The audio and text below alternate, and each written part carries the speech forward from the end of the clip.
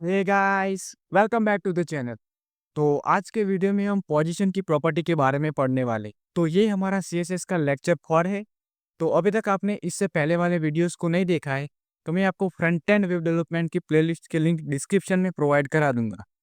तो आप वहाँ से उसे एक्सेस कर सकते हैं और इससे पहले वाले सभी वीडियोस को देख सकते हैं।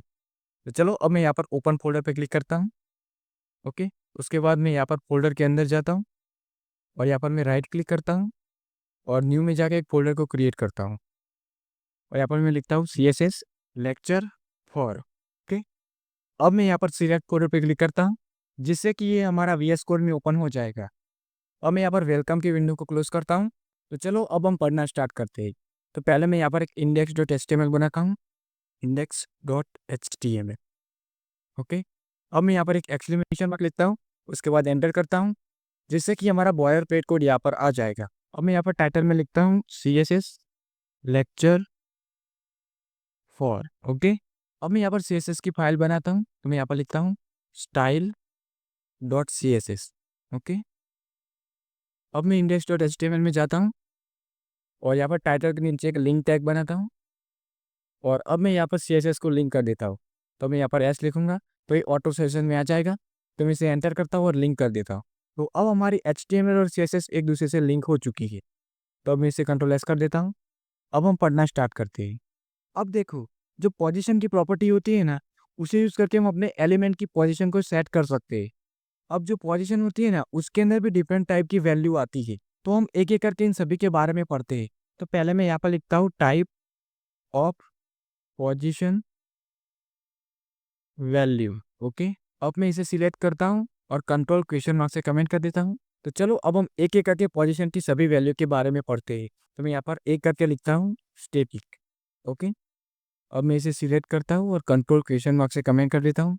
अब देखो, जब भी हम कोई एलिमेंट बनाते हैं ना, तो वहाँ पर उसकी बाय डिफ़ॉल्ट वैल्यू स्टैटिक होती है। जैसे कि मैं यहाँ पर एक div बनाता हूँ और इसके अंदर मैं एक क्लास दे देता हूँ। अब इसके अंदर मैं लिखता हूँ बॉक्स। ओके, अब मैं इसे कंट्रोल एस कर देता हूँ। अब यहाँ पर style.css में जाता हूँ और यहाँ पर मैं क्लास सिलेक्टर को यूज़ करता हूँ। तो मैं यहाँ पर लिखता हूँ डॉट बॉक्स।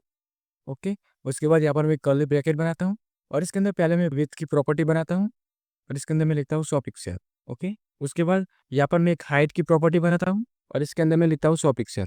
ओके, अब मैं यहाँ पर बैकग्राउंड कलर की प्रॉपर्टी बनाता हूँ और इसके अंदर मैं लिखता हूँ रेड। ओके, अब इसे कंट्रोल एस कर देते हैं और अब हम इसका आउटपुट देखते हैं। तो मैं यहाँ पर गो लाइव पर क्लिक करता हूँ। अब देखो, यहाँ पर हमें ये आउटपुट दिखाई दे रहा है। हमने यहाँ पर div के ऊपर जो भी स्टाइल अप्लाई की थी वो यहाँ पर आ रही है। अब देखो, बाय डिफ़ॉल्ट सभी एलिमेंट की पोजीशन स्टैटिक होती है, इसलिए यहाँ पर इस div की पोजीशन भी स्टैटिक है। अगर हमें इस div की पोजीशन को चेंज करना है तो हमें क्या करना होगा कि इसकी जो पोजीशन की वैल्यू स्टैटिक है ना, उसको हमें चेंज करना होगा। तो चलो अब हम VS कोड में वापस जाते हैं और पोजीशन की नेक्स्ट वैल्यू के बारे में पढ़ते हैं। तो मैं यहाँ पर index.html में जाता हूँ और मैं यहाँ पर इस div के नीचे 2 करके लिखता हूँ रिलेटिव। ओके, अब मैं इसे सिलेक्ट करता हूँ और कंट्रोल क्वेश्चन मार्क से कमेंट कर देता हूँ। अब रिलेटिव में क्या होता है कि अब हम अपने एलिमेंट की पोजीशन को चेंज कर सकते हैं। तो मैं क्या करता हूँ कि पहले एक div बनाता हूँ और इसके अंदर मैं एक क्लास दे देता हूँ और इसके अंदर मैं लिखता हूँ रिलेटिव। ओके, अब मैं इसे कंट्रोल एस कर देता हूँ और अब मैं यहाँ पर style.css में जाता हूँ। अब मैं यहाँ पर क्लास सिलेक्टर को यूज़ करता हूँ तो मैं यहाँ पर लिखता हूँ डॉट रिलेटिव। ओके, अब मैं यहाँ पर कर्ली ब्रैकेट बनाता हूँ और इसके अंदर पहले विड्थ की प्रॉपर्टी बनाता हूँ और इसमें मैं लिखता हूँ 100 पिक्सल। ओके, उसके बाद यहाँ पर मैं हाइट की प्रॉपर्टी बनाता हूँ और इसके अंदर भी मैं 100 पिक्सल कर देता हूँ। ओके, और अब मैं यहाँ पर बैकग्राउंड कलर की प्रॉपर्टी बनाता हूँ और इसके अंदर मैं लिखता हूँ ग्रीन। ओके, अब इसके अंदर मैं पोजीशन की प्रॉपर्टी बनाता हूँ। ओके, और इसके अंदर मैं लिखता हूँ रिलेटिव। तो अब इससे क्या होगा कि पहले हमारा जो div था ना, उसकी वैल्यू स्टैटिक थी, इसलिए हम उसकी पोजीशन को चेंज नहीं कर सकते। पर अब हम क्या कर सकते हैं कि पोजीशन को सेट कर सकते हैं। पोजीशन को सेट करने के लिए हम यहाँ पर टॉप, राइट, बॉटम और लेफ्ट नाम की कुछ प्रॉपर्टीज़ को यूज़ करते हैं। तो इन सभी प्रॉपर्टीज़ को यूज़ करके हम यहाँ पर पोजीशन को सेट करते हैं। पहले हम इसका आउटपुट देख लेते हैं, उसके बाद हम प्रॉपर्टीज़ को यूज़ करते हैं। अब देखो, यहाँ पर हमारा रेड वाला div और जो ग्रीन वाला div है ना, ये चिपक के आ रहा है। अब मैं क्या करता हूँ कि इस ग्रीन वाले div को थोड़ा नीचे करता हूँ। तो मैं यहाँ पर VS कोड में वापस जाता हूँ। तो इसके लिए हमें क्या करना है कि यहाँ पर टॉप नाम की प्रॉपर्टी बनानी है और इसके अंदर हमें जो भी वैल्यू ऐड करनी है वो हम यहाँ पर कर सकते हैं। जैसे कि मैं यहाँ पर लिखता हूँ 10 पिक्सल। ओके, अब इसे कंट्रोल एस करते हैं और अब हम इसका आउटपुट देखते हैं। तो देखो, यहाँ पर हमें ये आउटपुट दिखाई दे रहा है। ये जो हमारा ग्रीन वाला डिव है ना, ये 10 पिक्सल नीचे आ चुका है। तो चलो अब हम वीएस कोड में वापस जाते हैं। अब देखो, यहाँ पर हम टॉप की प्रॉपर्टी को यूज़ करते हैं ना, तो क्या होता है कि हमारा जो एलिमेंट होता है ना, वो नीचे की तरफ आता है। अगर हम बॉटम की प्रॉपर्टी को यूज़ करते हैं ना, तो हमारा जो एलिमेंट होता है ना, वो ऊपर की तरफ आता है। अगर हम लेफ्ट की प्रॉपर्टी को यूज़ करेंगे ना, तो हमारा जो एलिमेंट होगा ना, वो राइट डायरेक्शन में जाएगा। अगर हम राइट की प्रॉपर्टी को यूज़ करेंगे ना, तो हमारा जो एलिमेंट होगा ना, वो लेफ्ट की तरफ जाएगा। मतलब कि हम जो भी प्रॉपर्टी यूज़ करते हैं ना, उसके ऑपोजिट डायरेक्शन में हमारा एलिमेंट मूव होता है। अब मैं यहाँ पर index.html में जाता हूँ और अब हम आगे पढ़ते हैं। तो अब मैं इस div के नीचे 3 करके लिखता हूँ एब्सोल्यूट।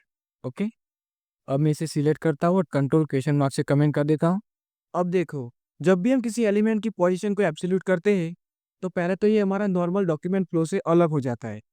और अब हमें इसकी पोजीशन को सेट करना होगा ना, तो उसका जो पेरेंट होता है ना, वहाँ पर हमने पोजीशन की जो भी वैल्यू दी होगी, उसके अकॉर्डिंग हम इसकी पोजीशन को सेट कर सकते हैं। तो मैं क्या करता हूँ कि यहाँ पर एक डी बनाता हूँ, ओके, और इसके अंदर मैं क्लास दे देता हूँ और यहाँ पर मैं लिखता हूँ A1, ओके। उसके बाद इसके अंदर भी मैं एक डी बनाता हूँ, ओके, और इसके अंदर मैं क्लास दे देता हूँ और यहाँ पर मैं लिखता हूँ A2, ओके।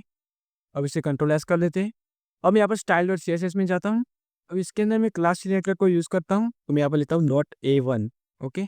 उसके बाद कर्ली ब्रैकेट बनाता हूँ और इसके अंदर पहले मैं विड्थ की प्रॉपर्टी देता हूँ और इसके अंदर मैं लिखता हूँ 400 पिक्सल, ओके।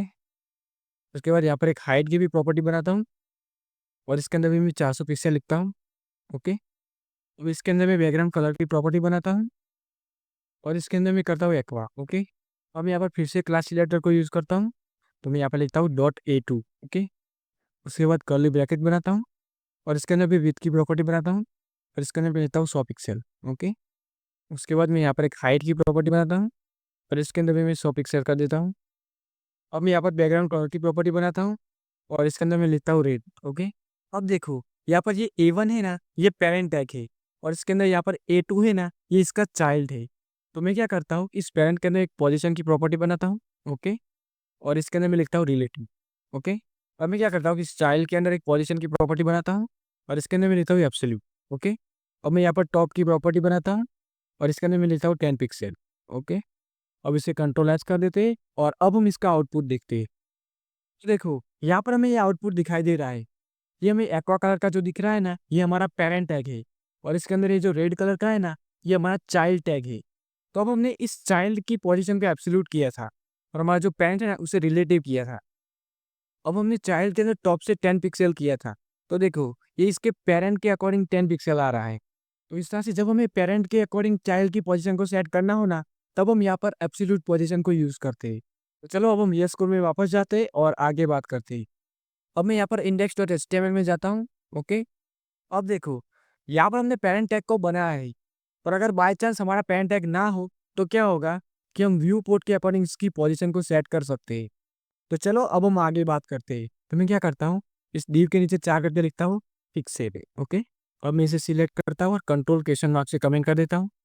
अब देखो, जब भी हम अपने एलिमेंट की पोजीशन को फिक्सेड करते हैं, तो क्या होता है कि पहले तो हमारा जो एलिमेंट होता है ना, वो नॉर्मल डॉक्यूमेंट के फ्लो से अलग हो जाता है और इसके अंदर हम स्क्रॉल करेंगे ना, फिर भी हमारा जो एलिमेंट होगा ना, वो मूव नहीं होगा। तो चलो अब हम इसकी बात करते हैं। तो मैं क्या करता हूँ कि पहले यहाँ पर एक div बनाता हूँ और इसके अंदर मैं एक क्लास दे देता हूँ और यहाँ पर मैं लिखता हूँ फिक्स, ओके। अब मैं इसे कंट्रोल एस कर देता हूँ और अब मैं यहाँ पर स्टाइल डॉट CSS में जाता हूँ और उसके बाद यहाँ पर मैं क्लास एडिटर को यूज़ करता हूँ, तो मैं यहाँ पर लिखता हूँ डॉट फिक्स, ओके। उसके बाद यहाँ पर कर्ली ब्रैकेट बनाता हूँ। अब इसके अंदर मैं पोजीशन की प्रॉपर्टी बनाता हूँ और इसके अंदर मैं लिखता हूँ फिक्सेड, ओके।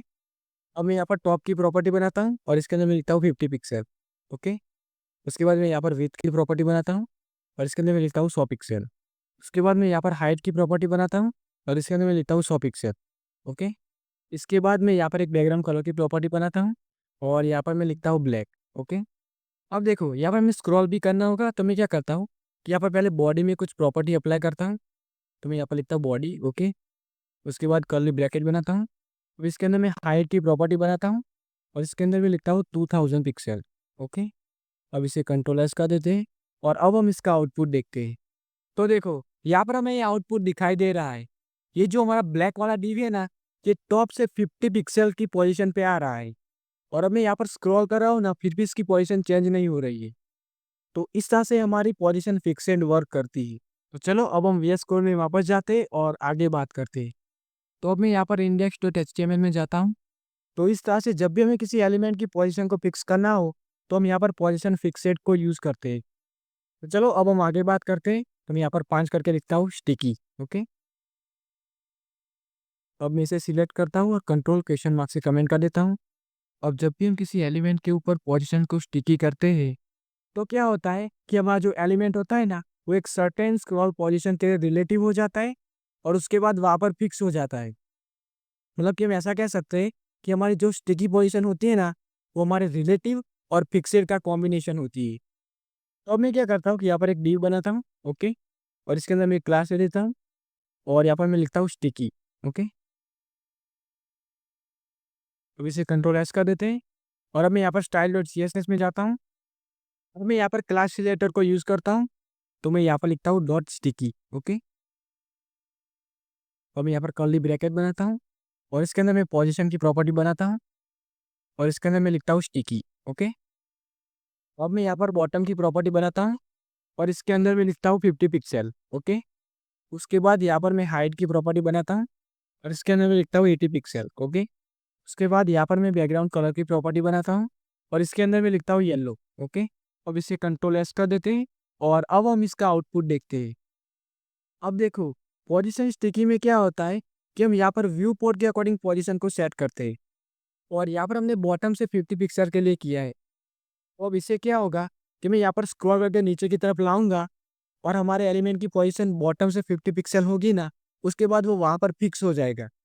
तो देखो मैं यहाँ पर नीचे की तरफ स्क्रॉल करता हूँ। तो देखो जैसे ये 50 पिक्सल हो जाएगा, तो ये हमारा एलिमेंट फिक्स हो जाएगा। तो देखो यहाँ पर ये फिक्स हो चुका है। अब यहाँ पर स्क्रॉल कर रहा हूँ ना, फिर भी हमारा एलिमेंट मूव नहीं कर रहा है। तो इस तरह से हमारी स्टिकी पोजीशन वर्क करती है। चलो अब हम वीएस कोड में वापस जाते हैं और आगे बात करते हैं।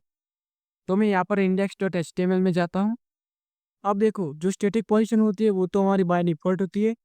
उसके बाद जो रिलेटिव पोजीशन होती है ना, उसे हम छोटे-मोटे पोजीशन में चेंजेस करने के लिए यूज़ करते हैं।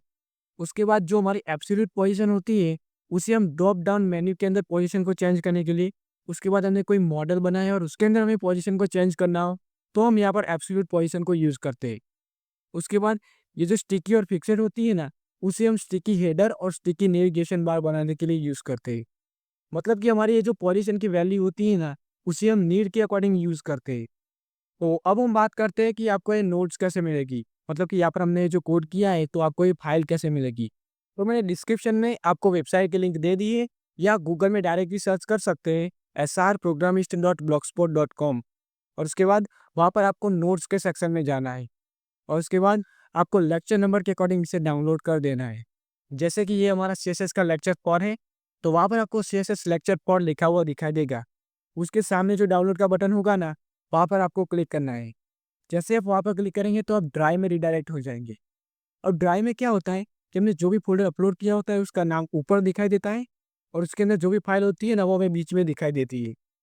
तो यहाँ पर मैंने 2 फाइल बनाई है, तो आपको ये दोनों फाइल वहाँ पर दिखाई देगी। तो आपको इसे डाउनलोड कर देना है। तो इस तरह से आपको नोट्स मिलने वाली है। सो आई होप आज के वीडियो में मैंने आपको जो भी समझाया वो आपको समझ आ गया होगा।